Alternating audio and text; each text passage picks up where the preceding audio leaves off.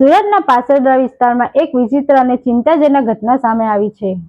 સુરતના પાસોદરા વિસ્તારમાં એક વિચિત્ર અને ચિંતાજનક ઘટના સામે આવી છે, જેનામાં દાદાને મળવા ગયેલા પૌત્ર અને પિતા પર સોસાયટીની એક મહિલા સહિત 7ના ટોળાએ બેટ, પથ્થર અને બેલથી હુમલો કર્યો હતો.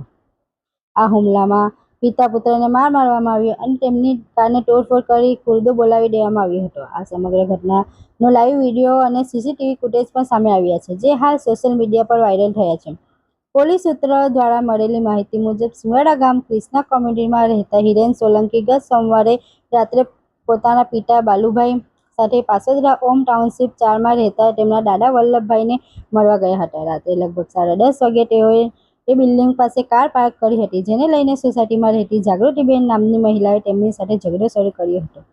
આ મહિલા સાથે બીજા 6 શખ્સો પણ જોડાયા અને તેમને બેલ્ટ અને પથ્થર વડે હુમલો કર્યો, જેના પરિણામે કારના તમામ કાચ તોડી કારનો ખુરદો બોલાવી દીધો હતો.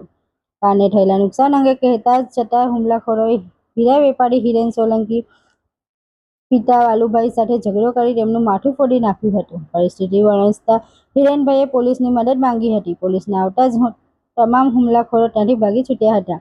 તે દરમિયાન રહીશો આ ઘટનાનો વિડીયો ઉતાર્યા હતા, જેના આધારે લસકાણા પોલીસે મહિલા સહિત 7ના ટોળા વિરુદ્ધ મારામારી અને હંગામાની કલમ હેઠળ ગુનો નોંધી વધુ તપાસ હાથ ધરી છે.